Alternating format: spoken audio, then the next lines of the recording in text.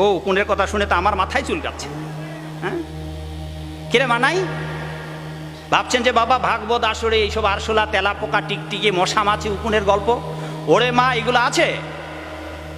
এই যে আমি একজন ছোট লেখক, এই বইটাতে আছে। আপনার মাথায় যে উকুনগুলো আছে মা, ওগুলার অন্য কেউ নয় গো মা, হয় আপনার শ্বশুর, নয়তো ভাসুর, নয়তো বিয়াই।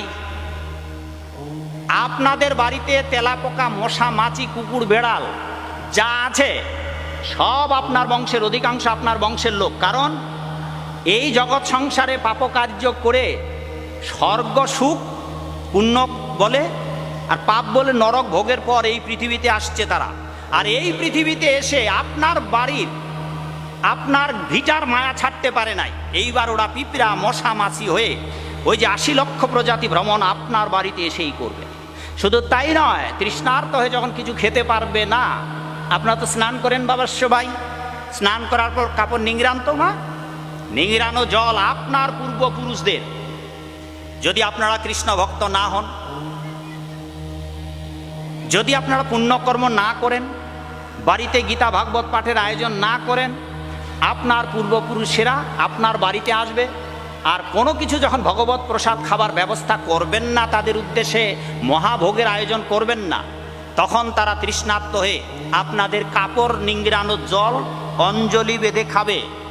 এ এক দুর্ভাগ্য বাবা। 2, এটাও যখন পাবে না, তখন মাগো আপনারা ঝাড়ু দিয়ে ঝেড়ে দেন তো, একটু আগে ঝাড়ু দিয়ে ঝাড়া হলো, এই ঝাড়ু দিয়ে ঝেড়ে দেওয়ার পর ঝাড়ুটা ময়লা হলে আপনারা ধুয়ে দেন, এই ঝাড়ুর জল খেতে হবে আপনার বংশের লোকদের। এটাও যখন পাবে না, আপনারা সকাল বিকাল হাত মুখ ধন তো, আপনারা বাবা হাত পা ধন না, হাত পা ধুয়ে যে জলটা পড়ে যাবে সেই জল তাদের চেটে পুটে খেতে হবে। আর এইগুলো আপনার বংশের লোকে বড় অসহায়, এই রকম নিদারুণ যন্ত্রণার মধ্য দিয়ে পূর্বপুরুষদের যেতে হয়।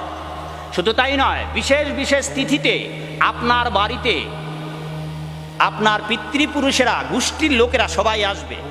যাদেরকে আপনারা উদ্ধার করতে পারেন নাই, তারা এসে আপনার বাড়ির যে ঘরের চাল আছে, চালের এই সাইজ ওখানে বসে থাকবে, ভোরবেলা আসবে, গোধূলি লগ্ন পর্যন্ত ওখানেই থাকবে। দেখবে যে আমার বংশের এরা কোনো ভালো কাজ করছে কিনা। যদি না করেন তবে মন্দ মন্দ কথা বলতে বলতে, চিৎকার দিয়ে কাঁদতে কাঁদতে চলে যাবে, মাগো বলবে রে নরাধম, এই কাজগুলা করে সংসারে বদ্ধ অবস্থায় ছিলাম আমরা, আর তাই আজ এই দুর্গতি। আবার তোমরাও ওগুলো করছো, তোমরাও সাধুদের কথা শুনছো না।